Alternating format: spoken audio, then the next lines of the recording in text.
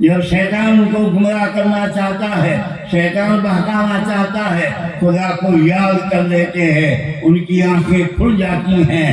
جیسے ہی آیت پڑھی ہے اس کی روح قفس منصری سے پرواز کر گئی، وہ انتقال کر گئے۔ انا للہ و انا الیہ راجعون۔ مدینہ منورہ کے قبرستان کا نام ہے جنت البقیع۔ جنت البقیع میں انہی کی قبر تیار کی گئی، راتی کو غسل دیا گیا، کفن کا انتظام کیا گیا، محلے والے آ گئے، راتی کو نماز جنازہ پڑھ کر کے انہیں قبر میں دفن کر دیا گیا۔ بات آئی ختم ہو گئی، صبح ہوتی ہے۔ فاروق اعظم رضی اللہ تعالیٰ عنہ کو جو معمول تھا کہ فجر کی نماز پڑھنے کے بعد سارے نمازیوں کو دیکھا کرتے تھے، مسلمانوں کے مقدمات کا فیصلہ فرماتے تھے۔ فاروق اعظم رضی اللہ تعالیٰ عنہ کی نگاہ ڈالی ہے جماعت کی طرف، فرمایا جوان آج غائب ہے، جوان اب تک نہیں آیا۔ وہ جوان جو آتا تھا فلاں گاؤں سے اب تک نہیں آیا۔ لوگوں نے کہا حضور ہو سکتا ہے کوئی عذر شرعی لاحق ہو گیا ہو، کوئی مجبوری لاحق ہو گئی ہو، اس لیے آج اس کی جماعت چھوٹ گئی ہے۔ فرمایا یہ زندگی کا پہلا موقع ہے، اس کی جماعت چھوٹی ہوئی ہے، اس کی جماعت چھوٹ گئی ہے۔ حضرات اتنے میں سورج نکل آتا ہے، گاؤں سے کچھ لوگ آتے ہیں، اس کے انتقال کی خبر دیتے ہیں۔ فاروق اعظم رضی اللہ تعالیٰ عنہ نے استرجاع فرمایا ہے، انا للہ و انا الیہ راجعون پڑھا، تعزیت کے لیے اس کے گھر میں چلے گئے۔ بوڑھے باپ سے کہا مجھ کو رات کو خبر کیوں نہیں کیا، میں بھی جنازے میں شریک ہو جاتا۔ بوڑھے باپ نے کہا حضور رات اندھیری تھی، میں نے مناسب نہ سمجھا کہ آپ کو تکلیف دوں۔ فاروق اعظم نے فرمایا چلو اس کی قبر کے پاس، اب مسئلہ ذہن نشین کر لو، چلو اس کی قبر کے پاس۔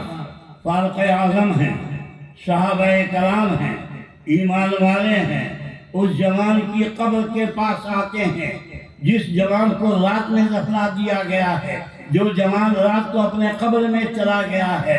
فاروق اعظم رضی اللہ تعالیٰ عنہ جوان کو مخاطب کرتے ہیں، مخاطب کر کے فرماتے ہیں، آگے حدیث کے الفاظ سن لو۔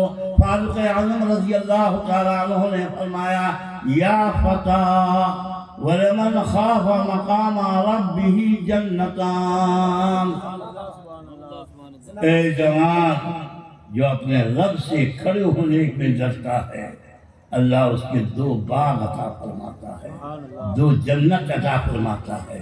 یہ کون فرما رہے ہیں؟ فاروق اعظم فرما رہے ہیں، خلیفہ دو فرما رہے ہیں، امیر المومنین فاروق اعظم فرما رہے ہیں، سارے صحابہ وہاں موجود ہیں، ایمان والے موجود ہیں۔ حضرات اب آگے کے حدیث الفاظ سنو۔ فَأَجَابَهُ الْفَتَىٰ مِنْ دَاخِلِ الْقَبْرِ، سبحان اللہ، جوان نے جواب دیا قبر کے اندر سے۔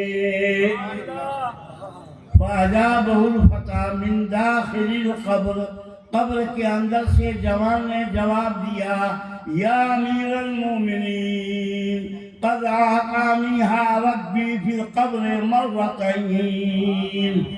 یہ پورے کوئی مائی کا لال حدیث کو غلط ثابت نہیں کر سکتا۔ ماں کا دودھ پیا ہوتا ہے تو بتا دے گا حدیث غلط ہے۔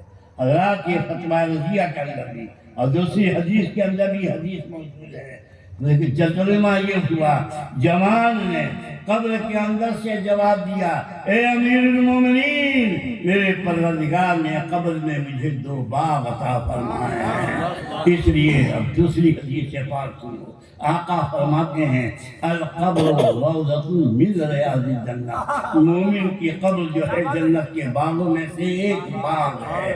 آپ کے پیر و مرشد کی قبر جنت کے باغوں میں سے ایک باغ ہے۔ آپ کے پیر و مرشد آدمی اپنے قبر کے اندر زندہ ہیں۔ الحمدللہ یہ ولی کامل بھی تھے اور یہ عالم بعمل بھی تھے۔ حضرات عالم کے کورس تک جامعہ عربیہ میں مجھ سے پڑھا ہے، حدیثیں بھی پڑھی ہیں مجھ سے، شرح و نحو بھی پڑھا ہے، منطق کی کتابیں پڑھی ہیں۔ الحمدللہ برابر شکر شکیل بابو ہے ان کے مرید، ان کے ہاں جب آتے تھے میرے گھر پر ملنے کے لیے ضرور آتے تھے۔